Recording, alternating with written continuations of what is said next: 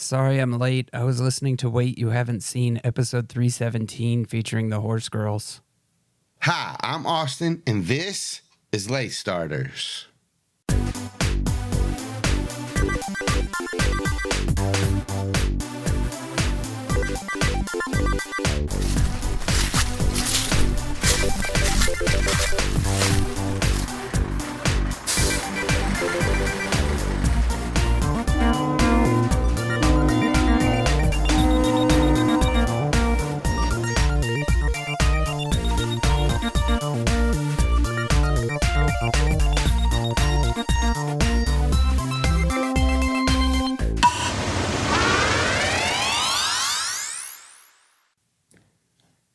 Berries and cream, berries and cream. I'm a little lad who loves berries and cream. Berries and cream, berries and cream. I'm a little lad who loves berries and cream. Okay, let's talk about it. I'm so happy. Oh my gosh. I'm embarrassed. No, they'll love it. I didn't know there was a dance that went with it. Sure is. There's an instructional video about how to do the dance. Oh, did I? How did I do compared to the instructional video? You know, I don't know because I blacked out because I was so happy. I just watched the commercial and it was like he claps and then he does this. Yeah, do you really need Well, hold on. There's a lot more going on here, Austin. It looked like there were a lot more steps than you gave it. He kicks. Yeah, he does like the side like jump kick thing. I'm so delighted. This is the happiest day of my life. Happy Easter, everyone. Yay. I don't know what that has to do with Easter. Well, berries and cream is Easter-ish, but like I love that in the same sentence you both like almost revealed when we recorded, and yet it's still not Easter. But then also by the time this comes out, it is super not Easter. Mm-hmm. Yeah. Got him. Yeah, it's fucking got him. Memorial Day. And then by the time this all passes, they'll be like, somebody in the future will be hearing it and be like, oh, they must have did this on Easter. It's time. 4. Duh. I recap?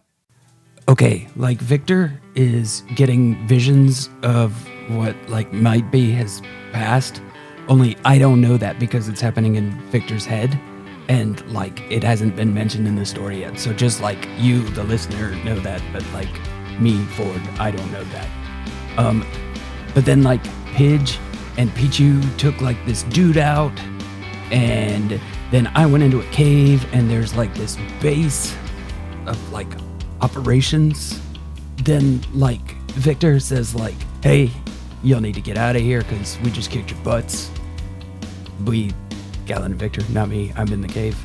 And then like they like run off. And then Victor and Calynn come into the cave with me. We went to the top of the steps and it turned out it was a Snorlax up there. And Calynn said that there's a song you gotta play, and Victor called Becca, and Becca played the song on the flute. And that's all we know.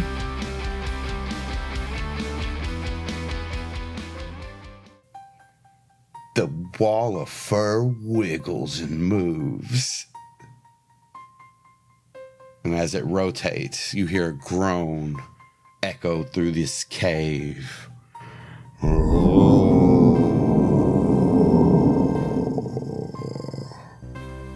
And as the fur moves and rolls, you see it shift from like this dark teal to a white, and then it rolls, and then this face is just in the entrance of the hole.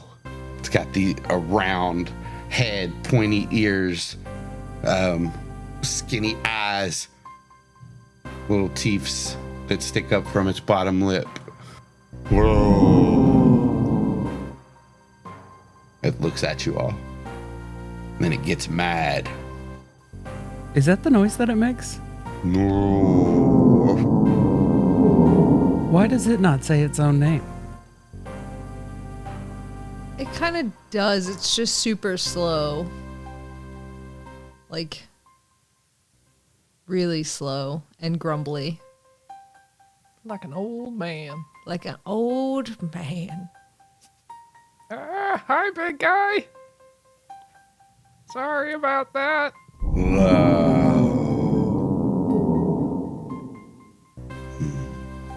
What do we do now? That's a great question. Were we gonna get something from the other side of this, or were we just here for the Snorlax, or were we gonna go do something? I've lost the thread here. I think the shit. What's the dog Pokemon? The Growlithe was pointing to the other. It was pointing to the other side of the Snorlax and said that we needed to get something. Why am I asking you guys? Growlithe. Was this what we were getting, or are we going to the other side? The Growlithe looks towards the Snorlax and back to you. Looks towards the Snorlax. Growlithe. And it looks down at him. Growl. Looks back to you all. And like paws at the bag. Whoever has the bag, she paws at it. Growlithe. Growl. Calynn will again open the bag for the Growlithe. Yeah, she just kind of pulls it over and shows him, and the Snorlax looks at it. And then Growlithe looks back at the Snorlax. Growl, snore. And the Snorlax looks down at it. The Growlithe looks confused for a second. Growl. And then it looks surprised and it does that little anime thing where it falls to the ground yeah. And then it turns back to you and it's growl. The Snorlax looks as it talks to you all and it smiles. Growl. All right, so we're good to get out of here? Growl. Chunks looks at the Growlithe and furrows her brow at her. Cha, million. The Growlithe looks at it. Growl, Growlithe, cha. And she folds her arms, reminiscent of Posey, and turns away from Growlithe. Growlithe looks back to you all. Did you guys get any of that? No. Are we supposed to take something out of the bag or put something in the bag? Growl. I feel like we're looking for more related Pokemon and maybe items that belong to their trainer, but there seems to be some sort of point of contention between Snorlax, Growlithe, and Chonks, and I feel like perhaps the Snorlax delivered some very surprising news, and maybe the Snorlax doesn't think that there's stuff in here that we need to get, but Growlithe does, and then Chonks is just living about something else, I think. Growl. So maybe Growlithe said, "Where's our trainer, Snorlax?" And Snorlax says, "I haven't seen him." And Growlithe is surprised. And where are the other Pokemon? And we're trying to find the... yeah, like you said. I don't know. Growl. No, okay. Okay. One growl for something goes in the bag. 2 growls for something comes out of the bag. We're all just sitting there with our hands on our chins, and then we all go, "Oh." Yeah, you all realize it. So, taking in what everybody has asked Growlithe, and as it came back, and then as you ask that forward, you hear growl. So that was take something out, if I remember right. Yeah.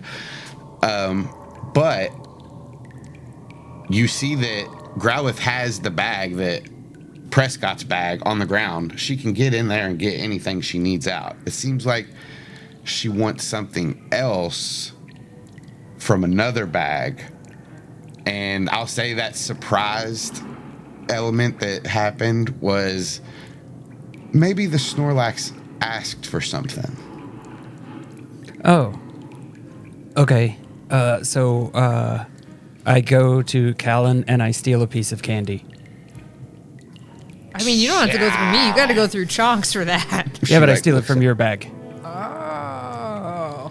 Listen, at your own risk, man. Yeah. And then I hold up the the piece of candy.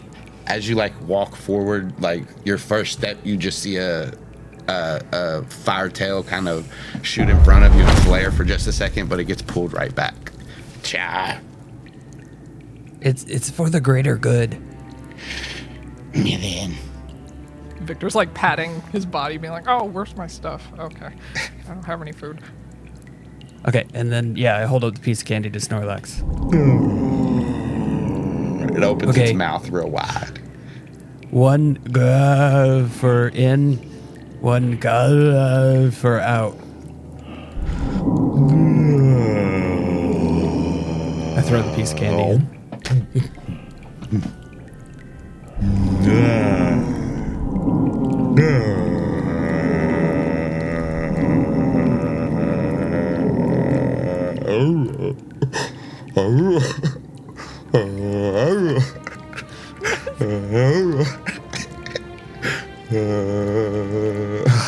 I go back and I steal another piece of candy.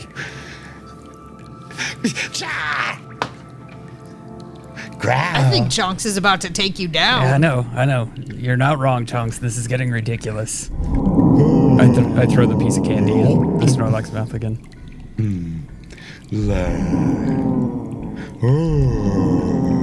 No. First you move, then we discuss more. This is not how negotiations work.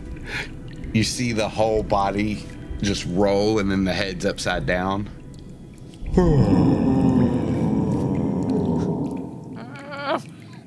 Can I look around for like, I don't know, cave mushrooms or some shit? Yeah, give me Detect baby. detect baby. I feel like I should be looking for something. By the way, am I still on the phone with Becca? Yeah, she's like, is it hello? Do you need more? Sorry. Hi, no, we're good. Snorlax woke up. Okay, I heard some growling. I was starting to get worried. I was going to call Officer Jenny. No, if you hear screaming from me, that's probably no. Not that I scream. I'm very brave. Anyway, We all scream sometimes. It's fine. yeah. Do we? What'd she say? Nothing. No. Just talking. Victor, you're not going to inquire any further about the circumstances in which. Never mind. Becca, I'm so sorry. I'm gonna have to call you back. You have a good night. I miss you. Yeah, you too. Yeah. Wait, do I? Oh. Yeah. Do you? Oh no, the call's gonna disconnect. All right, back. Well, I was gonna say. Smooth. Like he hung up and he's like, shit. Bruh. Okay. No. Bruh. Mushrooms. Help me find mushrooms. Bruh. We're going now. Walks away. Calynn is just hanging out by this Snorlax waiting for Victor to get back with mushrooms because she has a plan, but she wants to see where this goes. Victor, you do, like, as you start to look along these streams, like, you see where some of the moisture is, like, collected in the cracks. There's some mushrooms growing in here. Okay, they're not the Paris mushroom variety. Hey, we'll pick some of those. Yeah. You find, like, a big grouping of them. We'll say you get, like, 12 of them. Heck yeah! I'll put them in my shirt like a little bundle of blueberries or something. I got more food, maybe. Here I come. Okay. One at a time, or should I just dump it? It opens its mouth as wide as it can. Okay. All right, we're gonna dump it. Here we go.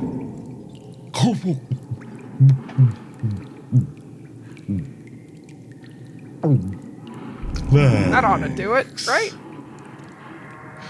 You see it start to roll over, and it's starts to, like, head starts to droop a little bit, and Growlithe goes, growl, at him. Look.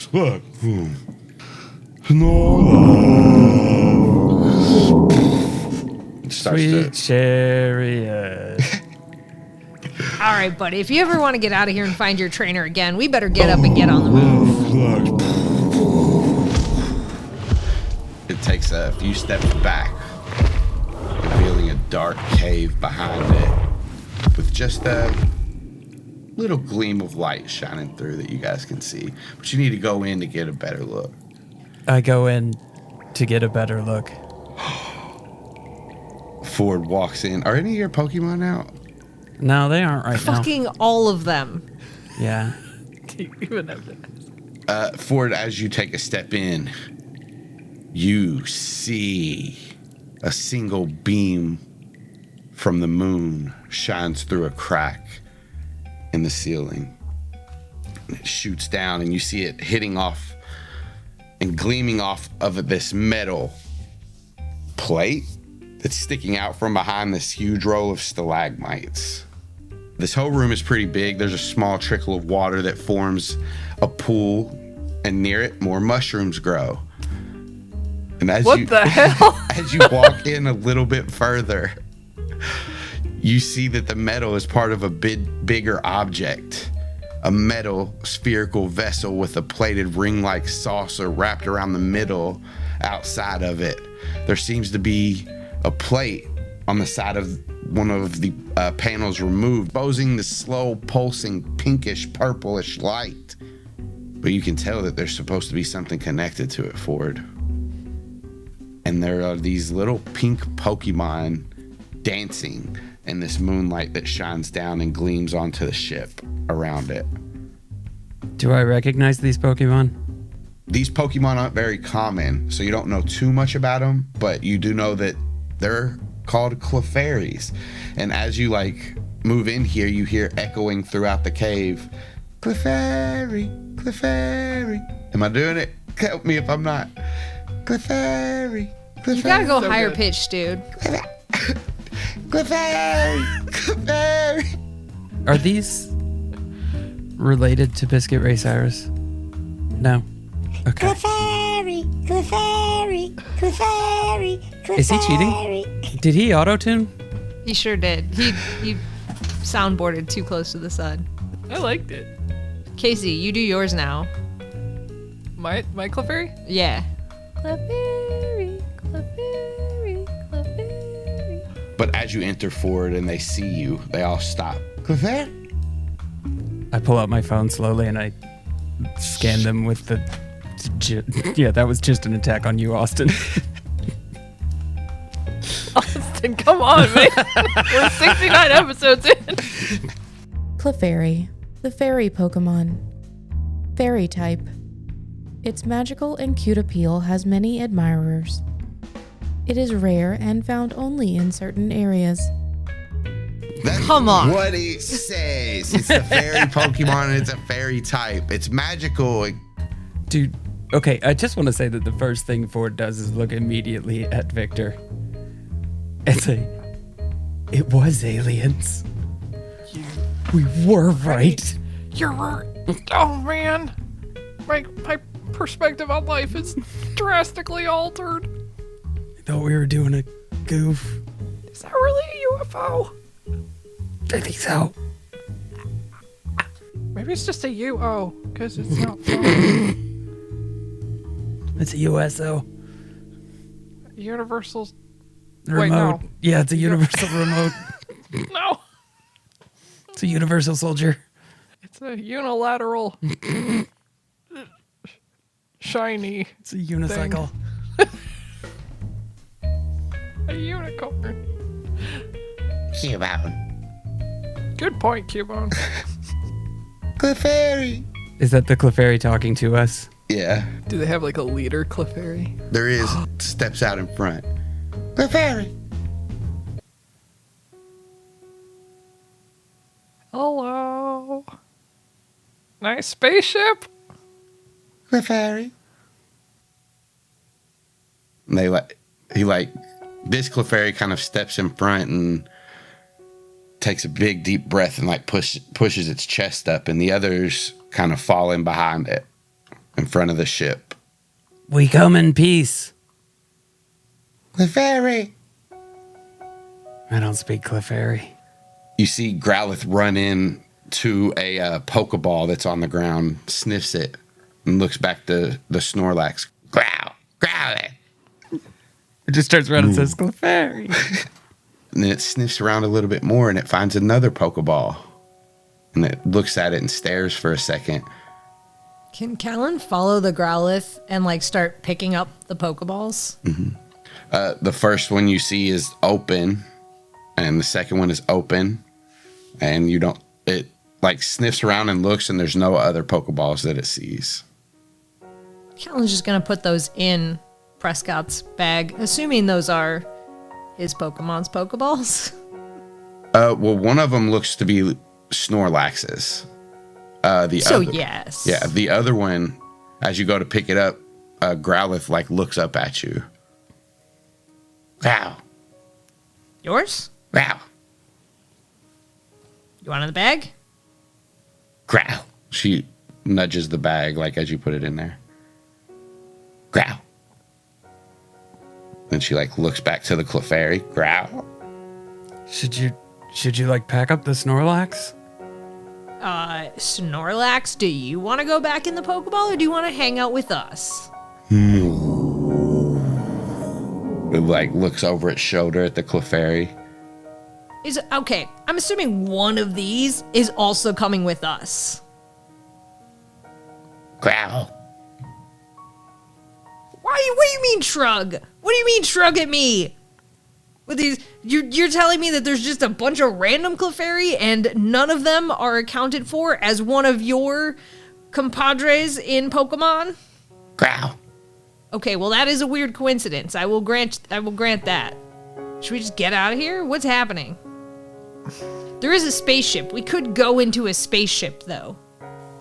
Okay, so the guys who were in here We won't take anything.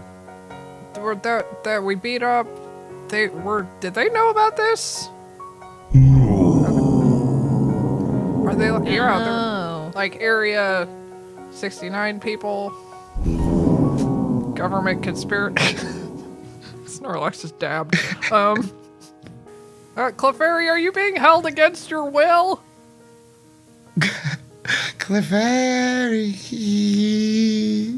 As you like look into this Clefairy, you get these feelings from it, and it's like, yeah, it is being held here, but not really against its will.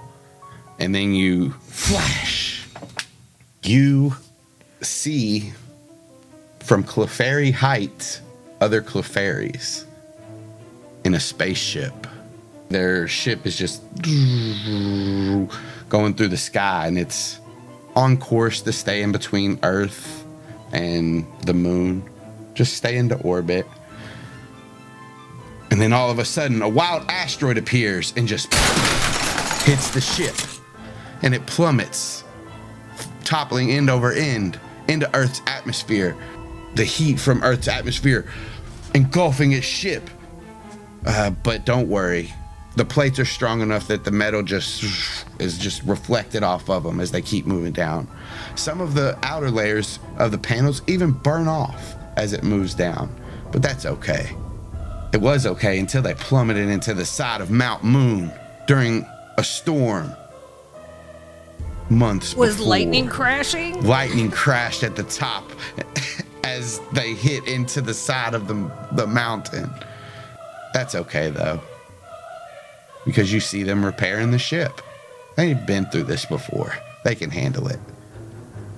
Until a man in a suit comes out of the shadows and then starts to poke and prod and takes a few of their friends and then removes their Moonstone powered core generator from their ship.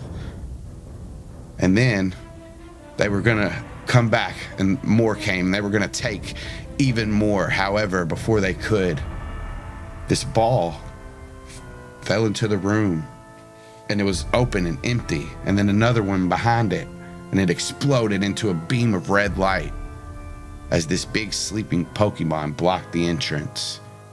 It kept the people out, but also it kept them in. And they've sat here for a month or so, and no way to repair their ship. They've just stayed hidden until you all got here.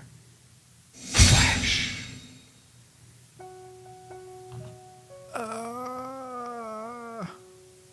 Victor slowly turns to Calynn and Ford and is like, okay, so for the past little while, Spoons has been doing some weird stuff. So psychically, there's some, like, stuff happening there with me. And I wasn't sure about it at first, but apparently I can...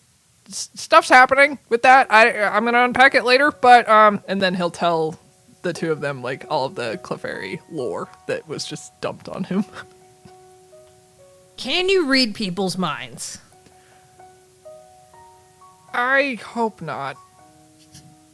Have you read people's minds? Not by choice. When will you read people's minds? Hopefully never. You see the purple mist from Spoons' eyes dissipate. Yeah, it's mostly been like mood stuff, but also yeah, I think I need some tinfoil for my head. Go for it. He's just gonna turn and look at the Clefairies, and just do you know where your what was it called, a Moonstone power core generator is? Clefairy. That's not. Victor, read their minds again. See if they know where. Do the thing again. We could Bruh. search for it. So, did in the visions of reading their collective memories, which makes me wonder about the Clefairy as a whole, as an organism. Anyways, who took it? Who took the power cord? You see Growlithe, like, look into the Prescott's bag and, like, search around, and he pulls out a Silphco badge. Suit guys took it. Clefairy. It might not be too far. Clefairy. Okay, so we look for a door that a badge would get us into. Do we know where this port is on this UFO? Do you want to take the UFO to the door? No, I want Growlithe to pick up the scent of the thing so we that's a can good follow idea. it. That's a good idea. I'm telling you, I constantly have good ideas. I don't know about constantly, but sometimes. So the guys we beat up, do we think they have the Moonstone generator might. power? Oh, okay. Clefairy. Let's do the scent thing. That was a good idea. Let's... I keep telling you I constantly have good ideas. Wow. She starts to move up, and you see the Clefairy in the front step up. Clefairy. And then she looks to Victor. Like, meets Victor's eyes for a second. Clefairy. And steps aside. Hey, you got a fan club. Growl. Growlithe moves up and starts sniffing. Growl. Growlithe. Growl. You see her, like, moving a circle around and then, like, pointing her nose forward. Lift one paw up and bend it back. Can we follow Growlithe? Well, she seems to have caught the scent and is waiting. But yeah, if you join her, she'll keep going. Yeah. Yeah. You follow her out. Growl. She takes off. Your Pokemon all follow you. All of them. Growl. She stops for a second, runs back, looks at Snorlax. Growl, growl. Snorlax. Growl, growl. Look, Snorlax looks over at the Clefairy. Growl. She turns, goes back out. Okay, Clefairy, we'll be back, hopefully, with your stuff. Okay, bye. Clefairy. One of them kind of floats over. Mm-hmm. Looks back at the ship. All the other Clefairy are like looking at that Clefairy. Clefairy, Clefairy. Clefairy. The Clefairy looks at the Snorlax. The Snorlax. Clefairy. Looks to you, Victor. Clefairy. You want to come? Clef. An ambassador. You will reach out to the humans of this world and create a peace between your people. Clefairy. Heck yeah. And we run. She moves with you forward. Snorlax is looking at you. First one in. Last one here. All right, roll back. No, not now. You already got your half. Your job's not done. Roll back and guard the place till we come back, and then you'll get more. All right. And before you get out, it starts to roll over towards the entrance. Run out.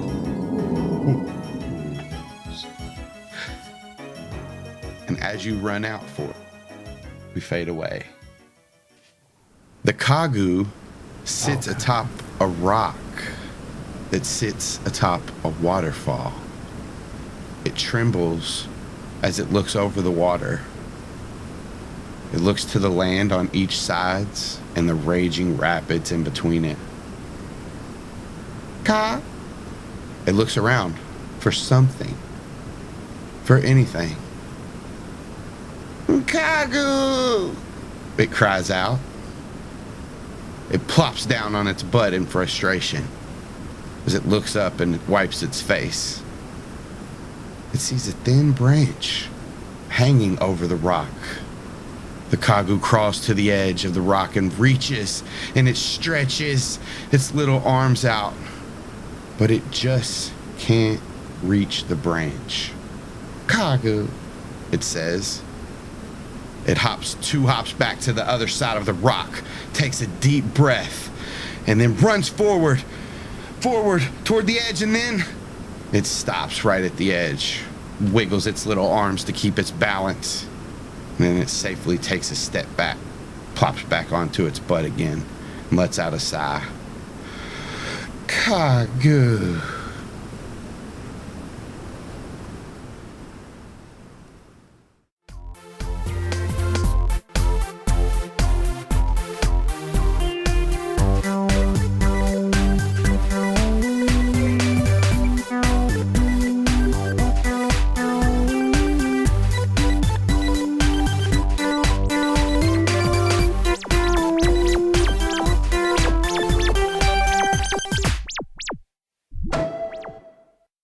You guys can catch more of me at CZ Drop all over all the socials.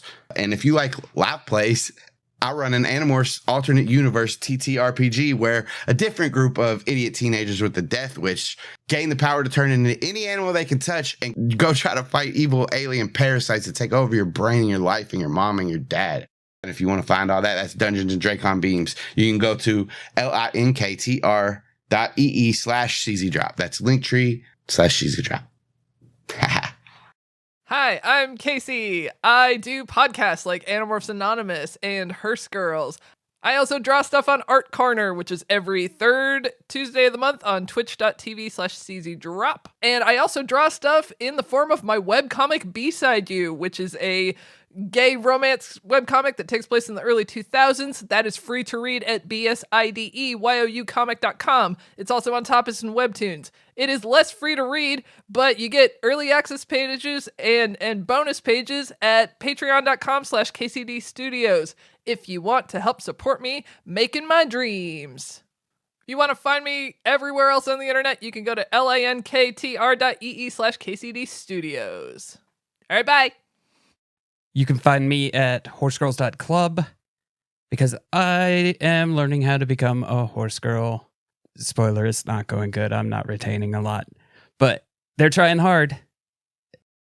You can find me across the internet at Alex and Birds. If you go to linktr.ee/Alex and Birds, you can find a list of many of the things I do. Not all of them, but at least the regular things like Animorphs Anonymous, which we've done all sorts of Apple Grant properties. And if you go to twitch.tv/Animorphs Anonymous, you can find us making people read it for the first time and giving their opinions on it. Notably at this time, a swan named Emily. You never know who else we're going to convince to read it. Also, Horse Girls, horsegirls.club. You can find Tim there too. We're training to be a horse girl. It's going super well. He's retaining a lot. We also do Dungeons and Draken Beams, which Austin is the GM of. We're idiot teens with a death wish. He said that already, but I'm letting you know we're really, really fucking dumb. Guys, we're real idiots. We keep rolling nat ones. Late starters, that's this one. Welcome, you found it. Congratulations. Also, surprise, we do Surprise Attack Book Club, which drops in a bunch of different feeds, and it's great. When does it drop? We can't tell you that. It's a frickin' surprise. Also, things like Guild of Granddaughters. Check it out. If you want to help these 3 floundering, older than average trainers on their Pokemon journey, financially speaking, in exchange for goods and services, the form of character journals and stickers and I don't know what else, random shit that we do, you can go to the Late Starters Patreon. That's right, patreon.com/late starters. Come support our floundering trainers as they flounder their way through the Kanto region. Thanks in advance, buddy. You can start late, but at least you're starting.